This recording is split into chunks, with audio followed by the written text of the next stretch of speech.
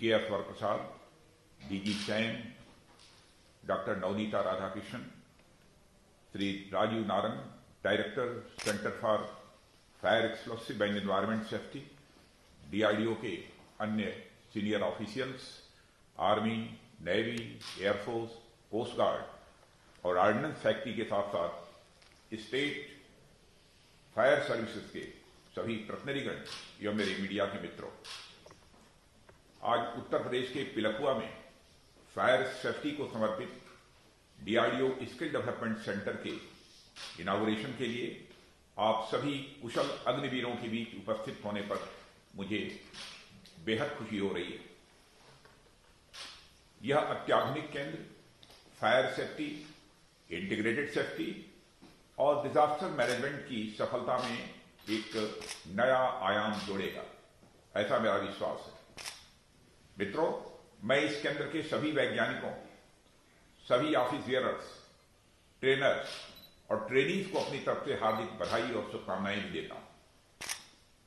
साथियों, स्किल्स का हमारे जीवन में क्या महत्व है यह बताने की जरूरत नहीं है।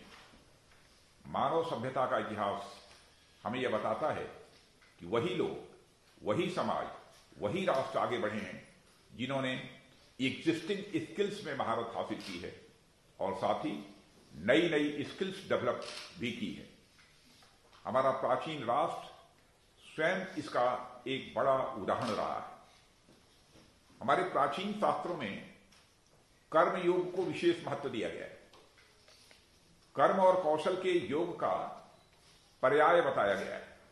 कर्म योग यानी योग केवल अध्यात्म की ओर बढ़ने का नाम नहीं है। योगः कर्मसु कौशलम, योग अपने कर्म में कौशल हासिल करने का, पारंगत होने का एक नाम है। यही हमारे देश के विश्वगुरु होने का मूल मंत्र भी था। इसीलिए आज भी राष्ट्र के प्रति अपने विजन में स्किल डेवलपमेंट को हमने प्रायोरिटी दे रखी है। आज देश में प्रधानमंत्री ग्रामीण कौशल विकास योजना चल रही है, शहरी कौशल विकास योजना चल रही है, स्टार्टअप इंडिया, ग्रामोद्योग विकास योजना और नई राष्ट्रीय शिक्षा नीति में प्रारंभ से ही स्किल डेवलपमेंट के कोर्सेज की बात भी चल रही है।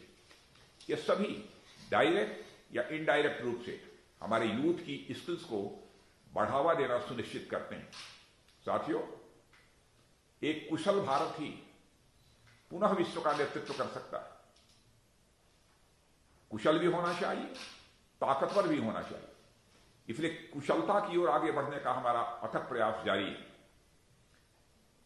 आज जब मैं centre for fire explosive and environment safety यानी CFEES के स्किल डेवलपमेंट सेंटर का उद्घाटन करने के लिए आप सभी के बीच उपस्थित हूं, तो मेरे सामने कुशल, श्रेष्ठ, सशक्त और लीडर इंडिया की तस्वीर साफ दिखाई दे रही है। साथियों, फायर सेफ्टी को ध्यान में रखते हुए आज इनॉग्रेट होने वाले स्किल डेवलपमेंट सेंटर का एक अपना बहुत महत्व है। इसका अनुमान इसी बात से लगाया जा सकता है कि आग के कारण होने वाले जान माल का नुकसान झेलने वाले शीर्ष राष्ट्रों में भारत भी एक है। आप लोगों ने हाल ही में जारी हुए नेशनल क्राइम रिकॉर्ड ब्यूरो के आंकड़े जरूर देखे होंगे। एनसीआरबी जिसे कहते हैं, एनसीआरबी हमें बताता है कि आग की वजह से दुनिया भर में होने वाली हर 5वीं कैजुअल्टी भारत में होती है। 2018 यानी 2018 को आधार माने यदि, तो साल में लगभग 13,000 आग की दुर्घटनाएं होती हैं और इतनी ही मौतें हमारे देश में होती हैं। हर दिन 35 लोगों की मौत होती है। यानी हम जो यह 1 घंटे का कार्यक्रम कर रहे हैं, इतनी देर में 2-1 दुर्घटनाएं घट गई होंगी। इनमें से 2/3 तो 18 से 40 वर्ष के बीच का वर्ग होता है और आधे से अधिक हमारी माताएं और बहनें ही होती हैं। संपत्तियों के नुकसान का तो कोई हिसाब ही नहीं। साथियों, ये दुर्घटनाएं और इनसे होने वाले जान माल का नुकसान किसी साइलेंट पेंडेमिक से कम नहीं है। बल्कि मैं तो कहता हूं पैंडेमिक तो कम से कम आपको एक बार संभलने का मौका तो देता है। यानी आप संक्रमित व्यक्ति से दूरी बनाकर या अन्य नियमों का पालन कर खुद को बचाने का प्रयास तो कर सकते हैं, पर एक साइलेंट पैंडेमिक तो संभलने का भी मौका नहीं देता। यह तो और खतरनाक बात है। इससे होने वाली हानि हमारे राष्ट्र की हानि है। ऐसे में अलग अलग तरीकों और तकनीकों से यानी टेक्नोलॉजी से फायर फाइटिंग की ट्रेनिंग प्रदान करने वाले इस सेंटर का इनॉग्रेशन अपने आप में मैं यह मानता हूं कि बड़ा कदम है। और मुझे यह भी बताया गया है कि यह centre virtual fire trainer, physical simulators और अन्य आधुनिक तकनीकों से लैस है और इनके सहारे यह एमओडी ऑर्गेनाइजेशंस के कर्मियों को फायर प्रिवेंशन, फायर फाइटिंग और इससे संबंधित विषयों में हाई क्वालिटी की ट्रेनिंग प्रदान करेगा। और इसके अलावा shock tube test facility, water mist stimulation facility, fire test and evaluation facility और fire protective suit evaluation facility हमारे कर्मियों को विभिन्न प्रकार से फायर फाइटिंग के लिए तैयार करेंगे। और यह हम सब समेत पूरे देश के लिए एक बेहद खुशी का विषय है। साथियों, यह सेंटर, ये टेक्नोलॉजी, ये फैसिलिटी, ये सूट्स आदि तो फिजिकल थिंग्स हैं। निश्चित ही ये सब खतरों से निपटने के लिए आवश्यक है, पर इन सबसे भी आवश्यक है हमारे अंदर की राष्ट्र सेवा की भावना, जिसके सामने बड़े से बड़े खतरे तिनके की तरफ उड़ जाते हैं। और हमें यह हमेशा याद रखना है कि जिनके अंदर देश प्रेम की आग है, बाहरी आग उनके सामने ज्यादा देर रुक नहीं सकती। यह भावना हमें अपने अंदर हमेशा बनाकर रखनी है और इसके साथ ही अपने स्तर पर लोगों में जागरूकता बढ़ाने का प्रयास भी हमें करना होगा। जो ट्रेनिंग हम यहां पर ले रहे हैं उसका कुछ बेसिक पार्ट हमें जनता में प्रसारित करने की भी जरूरत है। आग की अधिकांश घटनाएं असावधानी और जागरूकता के अभाव के कारण ही होती है। दूसरे यदि कहीं ऐसी घटना होती भी है तो बड़ी संभावना होती है कि आरंभिक अवस्था में ही उसे रोकी जा सके। पर सच्चाई तो यह है कि हमें मालूम ही नहीं होता कि आग लगने पर हमें क्या करना है। हम उस समय कुआं खोदने की तैयारी करने लगते हैं, तब तक अनहोनी हो जाती है, कितने लोगों की मौतें हो जाती हैं, संपत्तियां बर्बाद हो जाती हैं। बिल्डिंग्स में फायर एक्सटिंग्विशर या होस पाइप्स लगे होते हैं, पर वे देखने में किसी अजायब घर की वस्तु से कम नहीं लगते हैं। कितने तो पड़े के पड़े जंग खाते हैं और जो सही होते भी हैं उन्हें हम यूज करना जानते ही नहीं। अब ऐसे में हम लोगों को इतना तो बता ही सकते हैं कि फायर एक्सटिंग्विशर्स होता क्या है, उसके ऑपरेटिंग लीवर्स क्या होते हैं, हाउस कनेक्टर क्या होता है, या फिर स्प्रे नोजल्स क्या होते हैं और उन्हें प्रयोग में भी कैसे लाते हैं, यह सब तो हम बतला सकते हैं। और यह तो मैं एक बहुत ही बेसिक सा एग्जाम्पल दे रहा हूं आप लोगों को, जो और भी चीजें मालूम होंगी जिन्हें हमें अपने आसपास के लोगों को बताने की जरूरत है।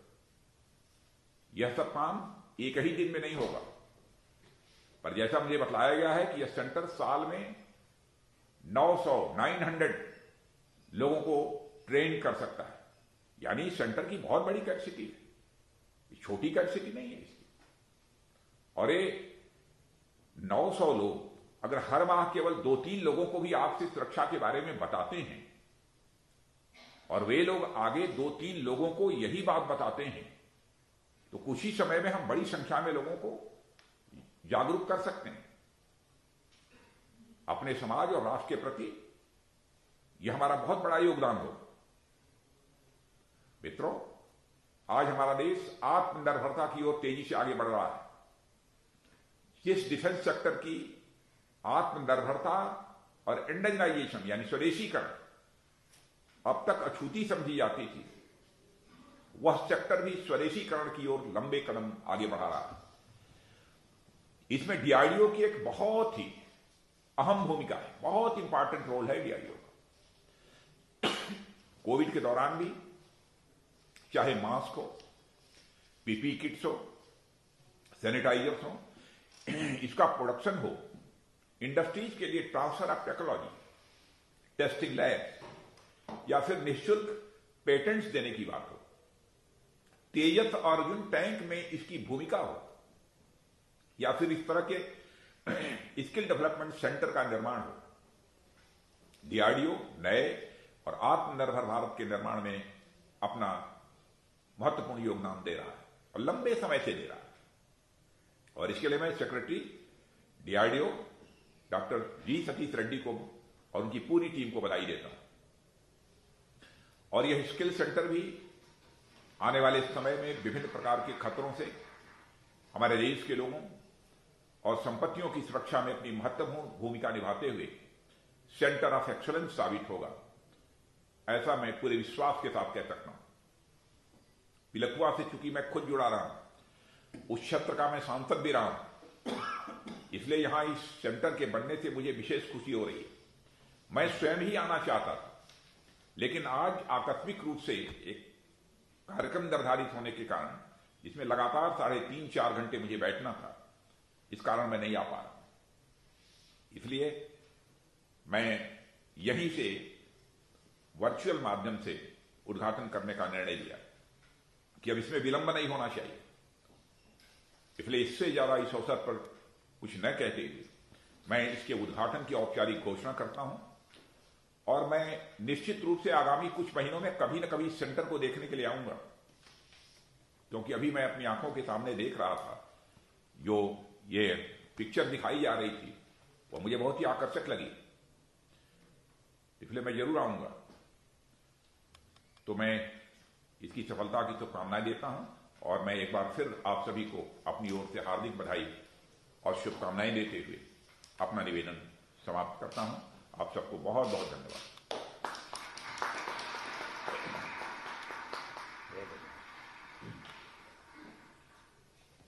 धन्यवाद माननीय रक्षा मंत्री जी।